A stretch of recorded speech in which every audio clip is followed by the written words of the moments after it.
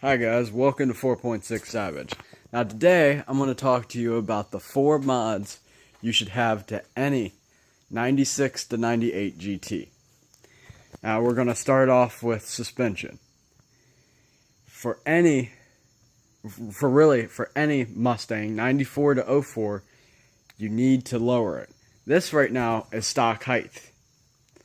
You have your horrid wheel gap here. And it's terrible. It's a 4x4. And then we come over here to the other one. Now, can't do the front, but the wheel gap on the rear. The rear of the wheel gap is so much better. It's down. Your handling is so much more increased. Now, I went with Ford C springs. Those are 650-pound springs up in the front and 300-pound springs in the rear. The springs in the rear are progressive, which means the more they compress, your rate is all over the place. Basically, it doesn't go like 50, 100. The front springs are constant, though. They go in increments of 50 per inch that is compressed. So it starts out at 50 pounds, then 100 pounds, and 150, 200. Whereas you can have the progressive springs jump from 15 to 100 to 200 and so on. The stock springs you have are 100, I think it's 150 in the rear and 300 in the front. So basically I've doubled the spring rates all the way around the car. So lowering springs are a must. For anything for lowering it past 1.5 inches, you are going to need camber plates. The camber plates are a must-have on any Mustang. We cannot set our caster from factory, so you must have camber plates in order to set caster. From there, we move on to engine. So we'll go with the PI swap. The 99 to 04 had PI heads. This includes bigger valves, better cams, better intake. The intake breathes a lot better than our non-PI. So when we say PI swap, most of the time we mean heads, cam, and intake. A lot of people just swap the intake and cams so you can keep your compression lower. Because adding PI heads does bump you up to 10.5 compression, which requires you to run 91 gas or 93. Now from there we move to headers. When you do a PI swap, it is absolutely necessary to do headers. Long tubes preferably.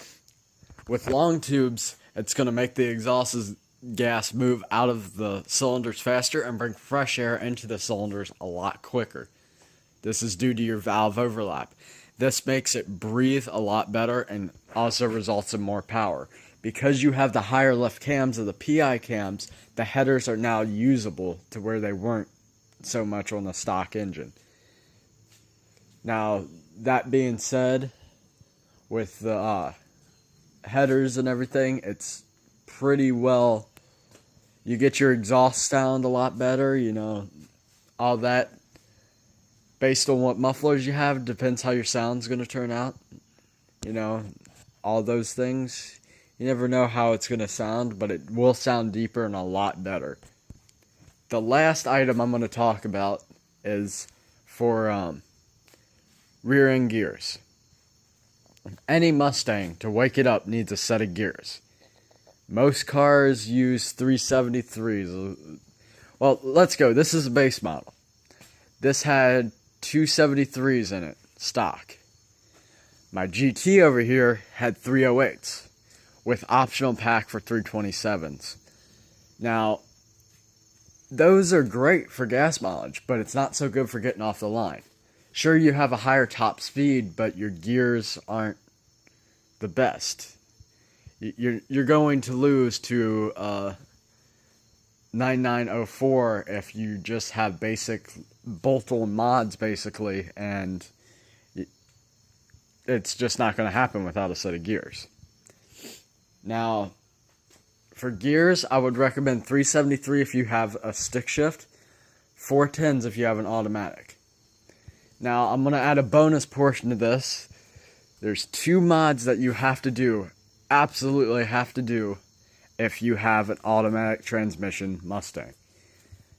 First is the 410s in the rear. 410s, if you have an automatic, have to be done regardless. It makes that transmission a lot happier. It shifts a lot better. It knows where it's supposed to be. It's a lot happier with 410s. A lot of people say, well, 410s ruin your gas mileage. 410s are the wrong choice. 410s are that. You want 373.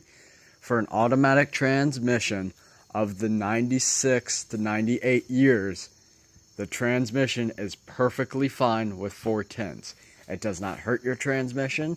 It makes it run better. It shifts a lot better. It's just a lot happier. And I mean, shoot, I have 410s and I use overdrive as a passing gear. I still get 18 miles per gallon.